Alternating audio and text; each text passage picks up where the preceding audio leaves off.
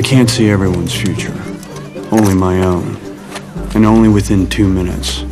You can't trick the deck. Look at that, he's looking right at us. It's like he can hear us. I can only give him a 2-minute head start. And that's of my life.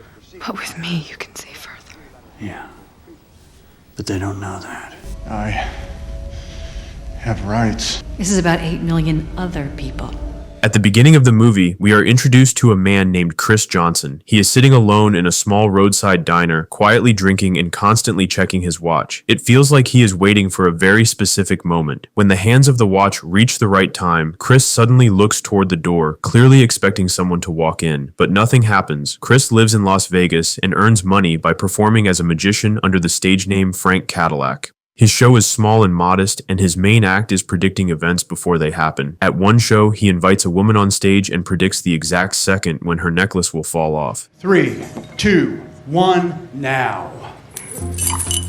The audience is amazed and applauds, believing it is just a well-practiced trick. However, 2 FBI agents are sitting in the crowd, watching Cris very closely. They sense that his predictions are far too accurate to be coincidence. Outside of his magic career, Cris spends time in casinos. He gambles carefully, making only small bets. He wins often, but never too much. He follows one strict rule: no big jackpots, because attention is dangerous. Despite this, casino security begins to suspect him. The head of security, Roy Ball, watches Cris through surveillance cameras. Something about his behavior doesn't feel normal. Look at that, he's looking right at us.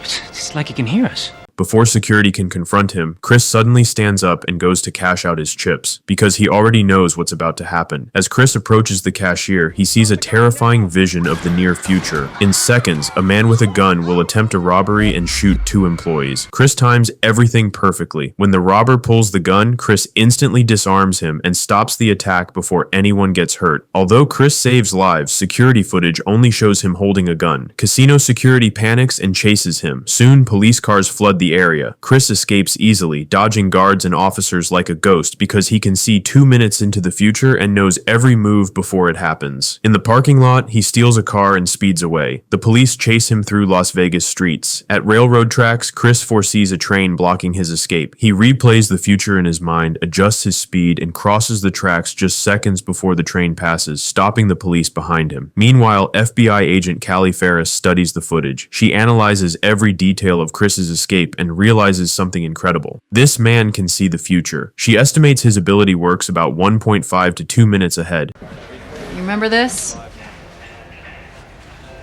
Oh yeah, of course I do. We timed every hand at blackjack. The longest was 89 seconds when Johnson pulled a 6-card 21.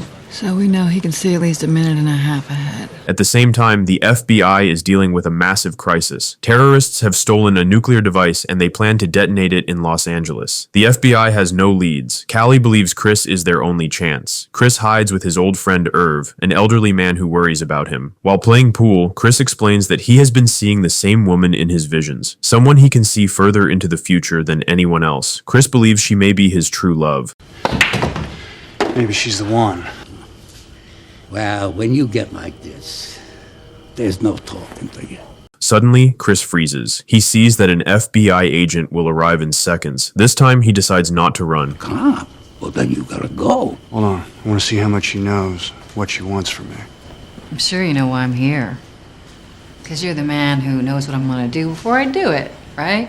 Callie meets Cris and hints that she knows about his power. At first, Cris pretends it's all magic tricks, but Callie reveals the nuclear threat and asks for his help. You gonna stick with that story? Because millions of lives are at risk, and you could maybe prevent a major catastrophe.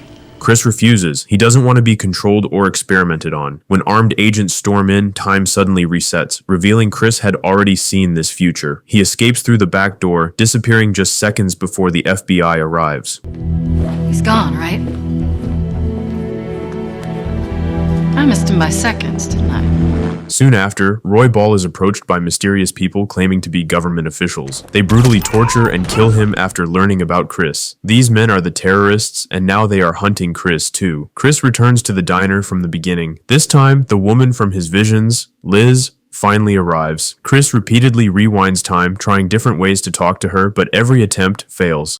Excuse me, do you mind if I join you? Actually, I do.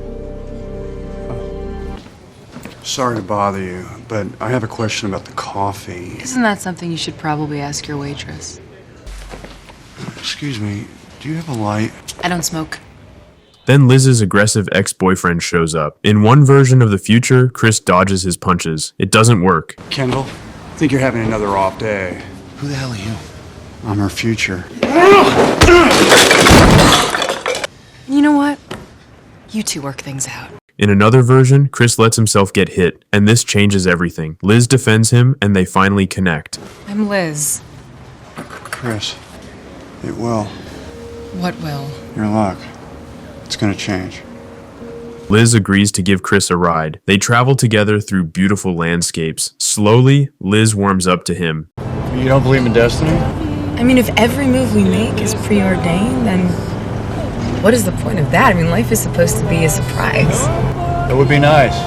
Meanwhile, the FBI tracks them and the terrorists prepare their own plan. They stop at a motel due to bad weather. FBI agents plan to capture Cris by using Liz. Callie convinces Liz that Cris is dangerous and instructs her to drug him at the exact right moment. You can be pretty sure that everything he told you is a lie. He's delusional.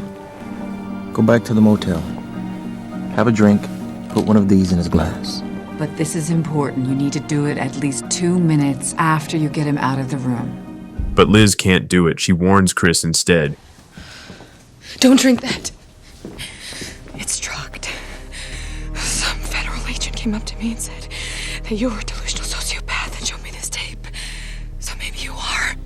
Cris reveals his power to her and proves it by predicting television dialogue seconds before it happens. Cris escapes again, saving Callie's life during the chaos. The FBI arrests him anyway, but the terrorists kidnap Liz. Cris is forced to look into possible futures and sees Liz die in a nuclear explosion that destroys Los Angeles. He escapes custody, realizing this future must be prevented. Working with Callie, Cris leads an assault on the terrorists. Right now, she's still alive. I help you, you help me, all right? He predicts every move, dodges bullets, and even appears to be in multiple places at once as he searches through future timelines. Catwalk, second level. Catwalk, 6 o'clock, second level. Got him. Cris saves Liz, but then realizes the explosion still happens. I made a mistake.